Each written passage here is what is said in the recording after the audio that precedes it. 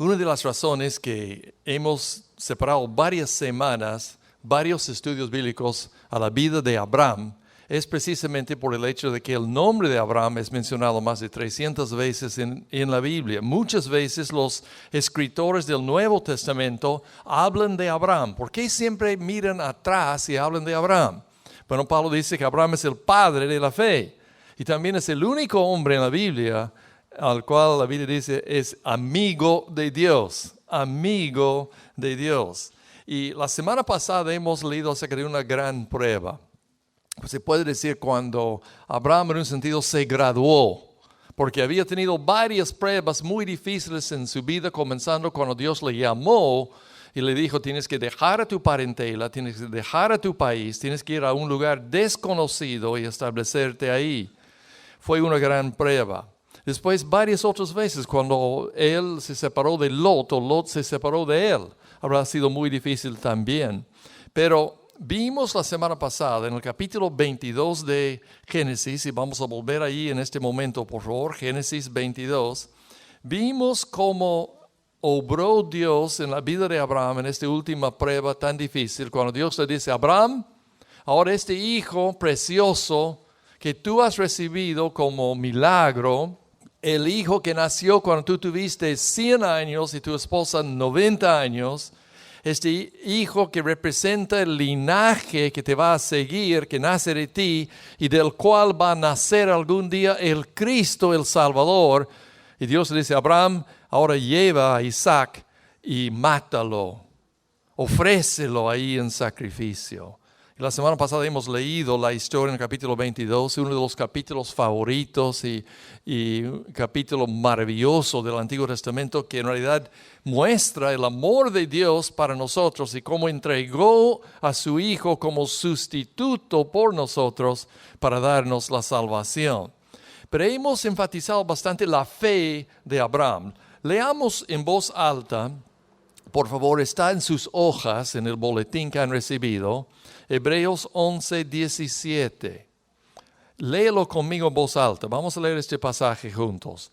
Por la fe, Abraham, cuando fue probado, ofreció a Isaac, el que había recibido las promesas, ofrecía su unigénito, habiéndose dicho, en Isaac te será llamada descendencia, pensando que Dios es poderoso para levantar aún de entre los muertos, de donde en sentido figurado también le volvió a recibir. Fíjense en estas palabras de la última línea, en sentido figurado. Fue una experiencia real, es un evento histórico que estamos leyendo aquí, pero es una figura de otro evento que ocurrió unos 2000 años más tarde, por supuesto, cuando Cristo fue con su Padre al mismo cerro, probablemente, el monte Moría, y allí fue crucificado. Y para Él no se encontró sustituto, porque Él es el sustituto por todos nosotros. Y ahora mira la primera línea del pasaje nuevamente. Por la fe está subrayado. Y después dice la palabra ofreció.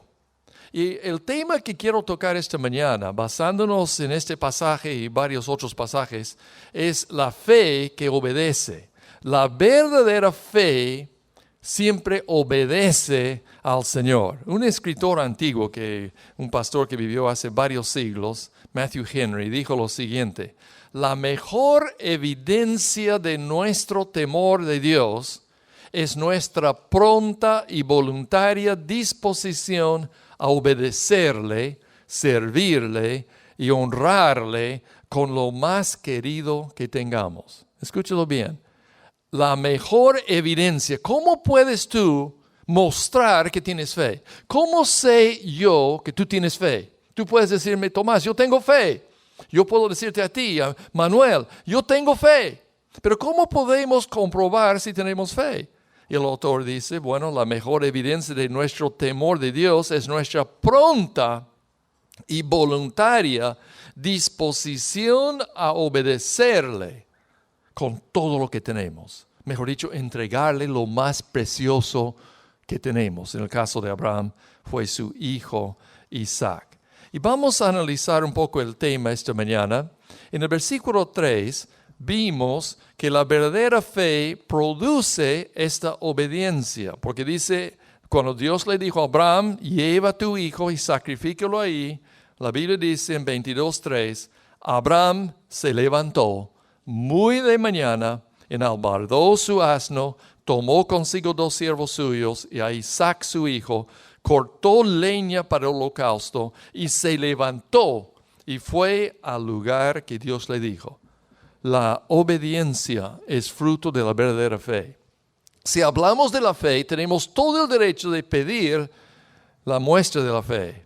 Y la fe es invisible. Yo no puedo ver tu fe. Pero lo que sí puedo observar es tu obediencia. Y la verdadera fe siempre produce obediencia. Ese es el número 1 en sus hojas. La obediencia también es acto de adoración. ¿Se acuerdan cuando ellos salieron en el versículo 5? Dice Abraham a sus siervos cuando llegaron cerca al cerro, al monte Moría, donde tenía que sacrificar a Isaac. Y dice que Abraham habla a sus siervos, les dice en versículo 5, esperad aquí con el asno, yo y el muchacho iremos hasta allí y adoraremos y volveremos. Entonces vemos que la obediencia es un acto de ¿qué? Adoración. Si queremos adorar a Dios, ¿cómo le adoramos? Con nuestra obediencia, haciendo lo que Dios nos dice que tenemos que hacer. Por eso el cristiano no es el que profesa seguir a Cristo. El cristiano es el que obedece a Cristo y le sigue porque le adora. Y el número 3, versículo 8. Vemos acá que el hijo Isaac dice, papá, aquí tenemos fuego, tenemos leña, pero ¿dónde está el cordero? Y Abraham respondió en el versículo 8, Dios se proveerá de cordero para el holocausto, hijo mío. Y ahí es donde vemos que la obediencia tiene los ojos puestos en Dios. Podemos obedecer solamente cuando los ojos están en Dios. Él miró a Dios, no lo entendió Abraham. Abraham, como dijimos la semana pasada, no tenía el libro de Génesis para leer. Él no sabía cómo iba a salir el asunto. Para él, su hijo ya está muerto. Porque Dios le dijo y Abraham responde, ahí voy, Dios. Y está llevando, ya está viajando 3 días. Entonces en la mente, en la decisión de Abraham, su hijo ya está muerto. Y vemos que la obediencia tiene los ojos puestos en Dios. Abraham no entendió, pero sí miró a Dios. Y él dijo, vamos y volveremos. Dios proveerá. Después vemos en el versículo 12 un aspecto importante. Abraham, como ustedes conocen la historia, llegó al momento cuando ató a su hijo, que era joven, ya casi hombre, lo amarró, lo puso en el altar sobre la leña y agarró el cuchillo, lo iba a degollar, que fue la manera de matar los sacrificios para el holocausto, lo iba a degollar. En este instante, cuando tenía el cuchillo al cuello de su hijo, el ángel le dice, Abraham, Abraham. Y después vemos lo que pasó en el versículo 12. Dijo, no extiendas tu mano sobre el muchacho, ni le hagas nada, porque ya conozco que temes a Dios, por cuanto no me rehusaste tu hijo, tu único. Entonces la obediencia, como vemos acá, nace del temor de Dios. Ese es el número 4. El temor de Dios. Si tememos a Dios, significa que lo respetamos. Le reconocemos por quién es. Temer a Dios no significa que le tenemos miedo. Significa que reconocemos que Él es Dios. Y nosotros, ¿quiénes somos? ¿Qué somos en relación con Él? Es un respeto, es una reverencia que produce obediencia en nuestras vidas. ¿Se acuerdan del testimonio del apóstol Pablo cuando fue convertido? Aquel día en el camino a Damasco, Pablo estuvo totalmente convencido de que él tenía razón en odiar al cristianismo, porque para él fue una secta nueva y falsa que iba contra su religión, la religión oficial del pueblo de Israel. Entonces se dedicaba a matar a los cristianos, buscarlos, meterlos presos y matarlos. Pero aquel día en el camino a Damasco, Cristo lo cuadró con una luz del cielo y Cristo mismo le habló. Saulo, Saulo. ¿Cuál fue la primera pregunta que Saulo hizo aquel día? ¿Se acuerdan? ¿Quién eres, Señor? Pablo tuvo que saber de qué se trata, qué pasa aquí, ¿no? Y Cristo dijo, yo soy Jesús. Entonces, al saber quién era, ¿cuál fue la siguiente pregunta? Señor, ¿qué quieres que yo haga? Esa es la verdadera conversión. Esa es la verdadera salvación. Cuando la persona delante de Jesucristo dice, Señor, ahora te reconozco, yo sé quién eres, el que ha muerto por mí en la cruz, el que llevó mis pecados en su propio cuerpo en la cruz y murió por mí. Y el que resucitó de los muertos, yo sé quién eres. Ahora, Señor, ¿qué quieres que yo haga? ¿No es cierto? ¿Qué quieres que yo haga? Dios produce obediencia en nosotros cuando le reconocemos. El temor de Dios produce obediencia. Y el número 5, el versículo 16. Esta parte es sumamente importante y no lo hemos leído la semana pasada por falta de tiempo. Ya lo paró y encontró el sustituto por su hijo. Sacrificó al cordero o el carnero en lugar de Isaac. Y mira el versículo 16. Y dijo, por mí mismo he jurado. Dios está hablando, mira lo que dice. Dios dice, por mí mismo he jurado, dice Jehová, que por cuanto has hecho esto, o sea, no me has rehusado tu hijo, mi único hijo, me has obedecido, dice Dios. De cierto te bendeciré, multiplicaré tu descendencia como las estrellas del cielo y como la arena de que está a la orilla del mar, y tu descendencia poseerá las puertas de sus enemigos. Y mira el 18. Y en tu simiente, singular, descendencia es plural, todo el pueblo que iba a nacer de Abraham. Pero aquí simiente es singular. En tu simiente serán benditas todas las naciones de la tierra por cuanto obedeciste a mi voz. ¿Tu simiente a qué se refiere? ¿A quién se refiere? A Jesucristo mismo. El que va a nacer de ti ahora, Abraham. Muchas generaciones más allá, 2000 años, ¿no? Pero el que va a nacer de ti, de tu simiente serán benditas. Y mira la última frase del versículo 18. Por cuanto obedeciste a mi voz. Vemos ahí que Dios promete bendecir al obediente. Y no solamente promete, sino jura. Por primera vez en todo el pacto que Dios hizo con Abraham y lo repitió varias veces con sus promesas, esa es la primera vez que dice Dios que Él jura bendecir a quién, al obediente. Entonces aquí vemos en qué consiste el cristianismo en sí. Ahora vamos a un pasaje muy conocido, por eso lo puse ahí en sus hojas, es Efesios 2, 8 al 10. Hay 3 palabras claves que tienes que entender. Tu vida, tu futuro, tu éxito, tu prosperidad dependen de tu comprensión de esos 3 versículos. Vamos a tomar, yo sé que son muy conocidos, pero las 3 palabras también son muy escuchadas, pero vamos a repasarlo.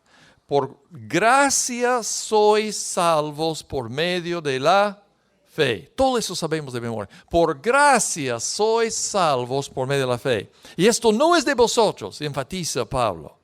Es don de Dios, no es por obras, no es algo que tú haces, no es algo que tú mereces. Es de pura gracia. Por gracia somos salvos por medio de la fe. Eso no es de vosotros, pues es don de Dios, no por obras, para que nadie se gloríe. Llegando al cielo. ¿Acaso llegando al cielo vamos a poder decir, bueno, me comporté bien, por eso estoy aquí? Yo soy un poco mejor mirando ahí al infierno, todos los que están en el infierno. Yo soy tan mejor que ellos que merezco el cielo y ellos están en el infierno. ¿Acaso sería así? Acá dice, para que nadie se gloríe. Yo pertenecía a la iglesia Vida Nueva en La Molina. Y Dios va a decir, ¿dónde? No he escuchado esta iglesia. Por gracia somos salvos por medio de la fe. Y mira la última parte. Porque somos hechura suya, ese es el versículo 10, creados en Cristo Jesús para buenas obras. ¿Te das cuenta de la relación? La gracia es el amor de Dios en acción hacia ti. Es un amor proactivo, se puede decir. Cuando Dios te escogió antes de la fundación de la tierra, Dios te buscó por medio del Evangelio. Dios te hizo escuchar el Evangelio y te da la fe para que puedas creer el Evangelio. O sea, todo es de Dios, 100% de Dios. La gracia y la fe. Y dice, no por obras, sino para obras. ¿Te das cuenta de cómo Dios cuida el uso de cada palabra en el texto bíblico? No por obras, o sea, no es por lo que tú has hecho, pero sí es para obras. Dios tiene un plan para tu vida. Y la obediencia es el fruto de la verdadera fe. La gracia de Dios produce fe en nosotros y la fe legítima en una persona convertida produce ¿qué? La obediencia, las obras, servir a Dios. Y no solamente esto, hasta las obras son parte de este plan secreto, eterno, porque mire la última línea. Las cuales, o sea, las obras, Dios preparó de antemano para que anduviésemos en ellas. Dios tiene hasta mapa para tu vida, plan maravilloso para tu vida. Propósito para tu vida. Y claro, también te da la libertad. Si tú quieres vagar toda la vida, puedes hacerlo. Jóvenes pueden malgastar su vida. Pueden meter la pata y malograr su vida. Pueden tomar decisiones tontas y vivir como te da la gana. Pero Dios tiene un plan maravilloso para tu vida. Un plan que incluye obras que Él preparó de antemano.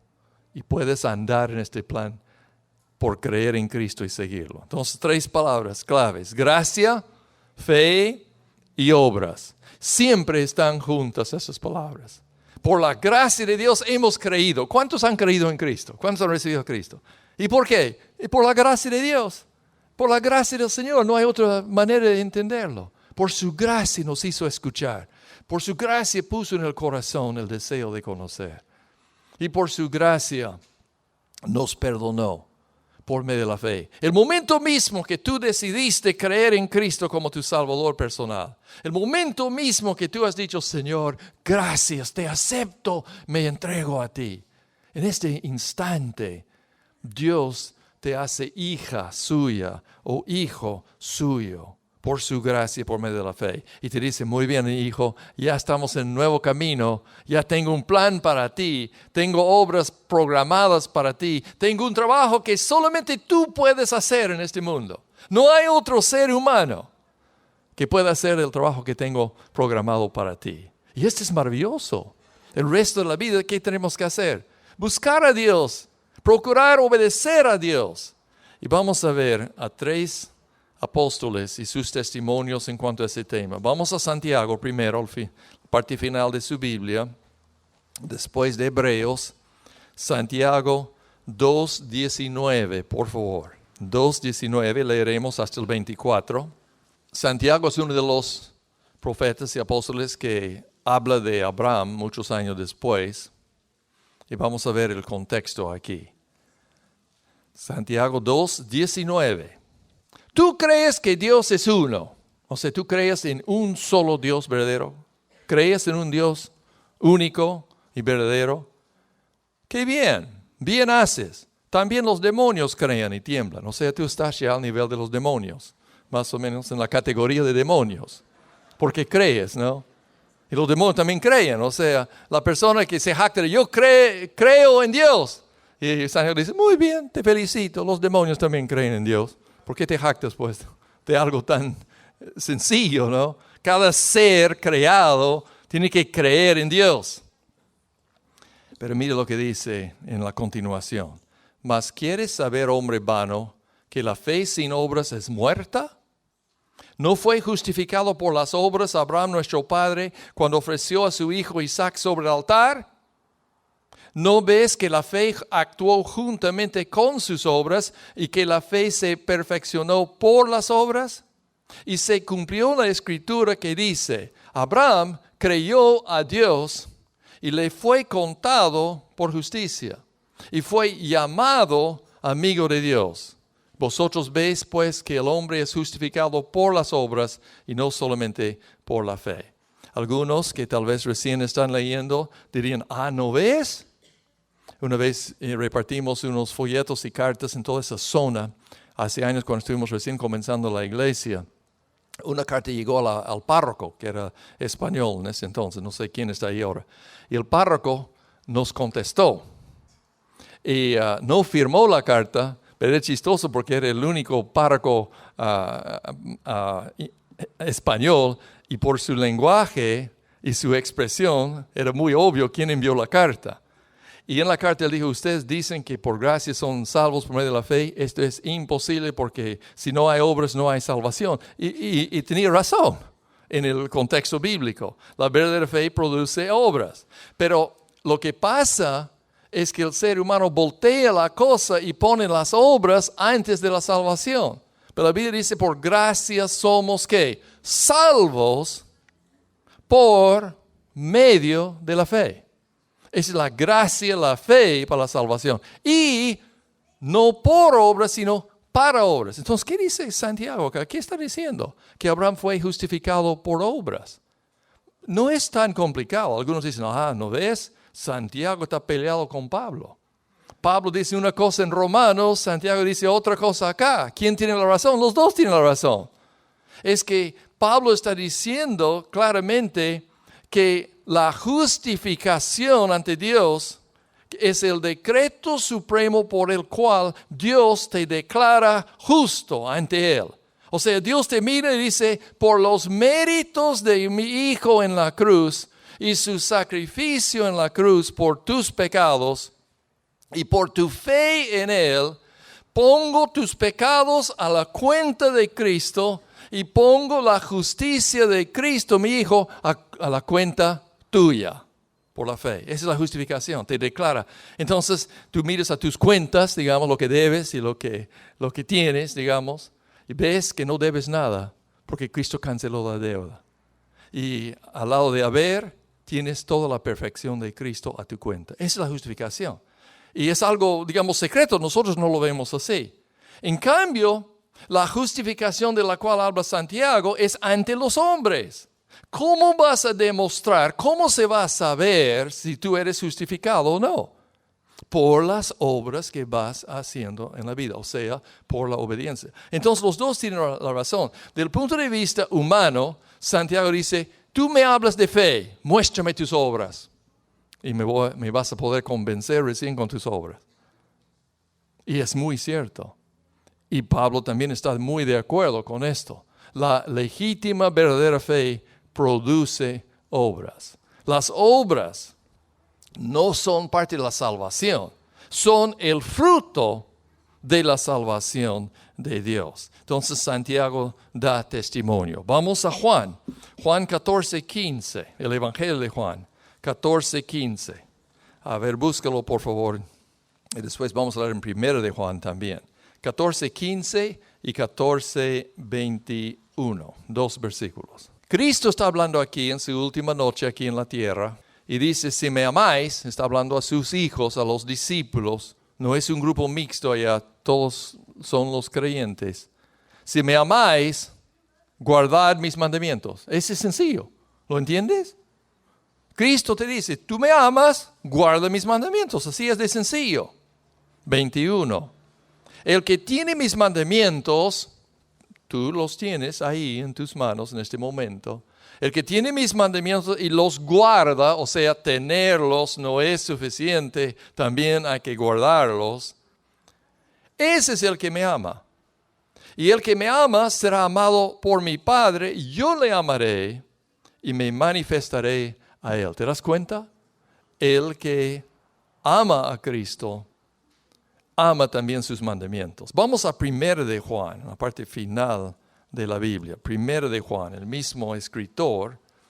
Juan escribió el Evangelio, también escribió el Apocalipsis y escribió 3 cartas. Vamos a leer la primera carta de Juan, capítulo 2, versículo 3.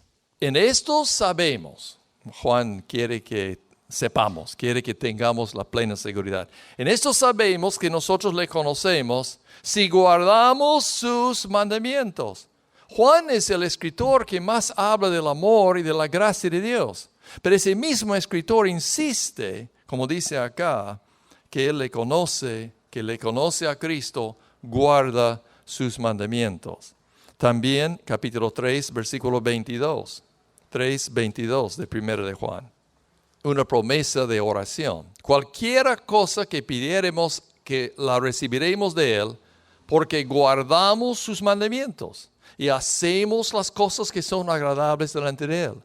La obediencia es lo que marca y señala que uno es cristiano. La obediencia al Señor. Capítulo 5, versículo 2, 1 de Juan. En esto conocemos que amamos a los hijos de Dios. Cuando amamos a Dios y, ¿qué más? Guardamos sus mandamientos. Ahora vamos a un escritor más, 1 de Pedro. Un poco antes de Juan, 1 de Juan. 1 de Pedro 1:2. Pedro escribe a los cristianos que ya están esparcidos por la persecución que comenzó, por ejemplo, versículo 1:1. Pedro, apóstol de Jesucristo, los expatriados de la dispersión en el Ponto, Galacia, Capadocia, Asia, Bitinia, elegidos según la presencia de Dios Padre en santificación del Espíritu, ¿para qué? Dios te ha elegido ¿para qué? Para obedecer y ser rociados con la sangre de Jesucristo. ¡Qué precioso! Gracia y paz os sean multiplicadas. Esa gente estaba sufriendo. Tenían que salir de sus casas, perdieron su trabajo, tenían que huir de sus pueblos y buscar dónde dormir, cómo dar de comer a sus hijos. Estaban sufriendo por la dispersión, la persecución. Y él dice, Dios les ha escogido para la obediencia. También capítulo 1, el versículo 14, 1 de Pedro 1:14. Como hijos obedientes, no os conforméis a los deseos que antes teníais, estando en vuestra ignorancia. O sea, hermanos, ya conocemos la verdad y ya Dios nos llama hijos de ¿qué? Obediencia. Hijos de obediencia. Capítulo 1, el 22. Pedro continúa. Habiendo purificado vuestras almas por la obediencia a la verdad, mediante el Espíritu, para el amor fraternal no fingido, amaos unos a otros entrañablemente de corazón puro. Mira la primera parte. Habiendo purificado vuestras almas por la obediencia a la verdad. El apóstol Pablo usa una frase similar cuando él dice obediencia al Evangelio. ¿En qué sentido tenemos que obedecer al Evangelio? Si es un mensaje de salvación gratuita, ¿qué significa obedecer al Evangelio? Significa precisamente arrepentirnos y creer el mensaje. Esa es la obediencia al Evangelio, obedecer a la verdad. También 4:17 de 1 de Pedro. Pedro reconoce que un juicio ya había comenzado. Es tiempo de que el juicio comience por la casa de Dios. Y si primero comienza por vosotros, ¿cuál será el fin de aquellos que no obedecen al Evangelio de Dios? Está diciendo, mira, hay algunos que obedecen el Evangelio y otros que no lo obedecen. Y mira la gran diferencia entre su fin. Perdición para los que no obedecen, salvación para los que obedecen. Al final ahí puse una pregunta que se me ocurrió después de leer esos pasajes. ¿Cuál es mi primer paso de obediencia? Y es diferente para cada uno de nosotros. El próximo paso que tú tienes que tomar depende de dónde estás en tu relación con Dios. Para algunos de ustedes, el primer paso el paso urgente, el paso tan importante para tu vida es arrepentirte y creer en Jesús. De una vez. ¿Qué significa arrepentirte? Da la vuelta, pues. Cambia tu manera de pensar. Reconocer que estás en error. Reconocer que la religión, aunque sea la religión de tus padres, tus abuelos, tus bisabuelos, tus bisbisabuelos, pero reconocer que la religión no te va a salvar nunca. Arrepentirse significa dar la vuelta, en el sentido de dar la espalda al pecado y la cara a Jesús. Y el verdadero arrepentimiento siempre va acompañado por la fe en Cristo. Yo te animo a obedecer el Evangelio. Creer que Cristo murió por ti. Creerlo de corazón y recibirlo de una vez en tu vida a Jesús. Esto es el primer paso para ti. Para algunos de ustedes que ya han puesto su fe en Cristo, el próximo paso sería el bautismo. Si no te has bautizado bíblicamente, ¿qué significa esto? Por medio de la inmersión después de recibir a Cristo. En el caso mío, yo fui bautizado por inmersión cuando era jovencito. Y después descubrí que no era creyente. O sea, no era bautismo, porque el bautismo siempre viene después de creer, no puede venir antes. Y por 1 año, 2 años, estuve con dudas ahí. Yo dije, bueno, yo soy creyente, ahora tengo a Cristo y también fui bautizado. Pero fui bautizado o sumergido antes de recibir a Cristo. Y por fin tuvimos que reconocer que no era bautismo. No era bautismo, era como zambullirse en una piscina o en el mar. Y no era bautismo. El bautismo es un acto de obediencia cuando la persona es sumergido bajo el agua en el nombre del Padre, del Hijo, del Espíritu Santo, demostrando su decisión de seguir a Cristo. O sea, creer en Cristo es lo urgente, es ahora. Pronto vamos a tener un bautismo. Todavía no hemos fijado la fecha, pero siempre cada 3, 4 meses tenemos un bautismo. Vamos a estar anunciando el bautismo. Algunos de ustedes necesitan decidir de una vez bautizarse bíblicamente, porque es obediencia. Es obedecer a Dios. Para algunos es el discipulado. Al creer en Jesús y obedecerlo, tenemos todo un camino por delante. El camino de ir creciendo en Él, aprendiendo más de Él. Tenemos varios cursos que te ayudarán, varias diferentes clases y reuniones y encuentros bíblicos. Hay muchos medios por los cuales tú puedes ser discipulado. Pero lo importante es que lo tomes en serio y comiences a tomar los pasos uno tras otro, porque la verdadera fe produce obediencia y tienes que obedecer al Señor. Servicio, servir a Dios, comenzar a decir en serio, ¿dónde? ¿Cómo? ¿Cuándo? ¿Qué es lo que necesito hacer para prepararme? ¿Dónde tengo que ir? ¿Dónde quiere Dios que yo esté para servirlo?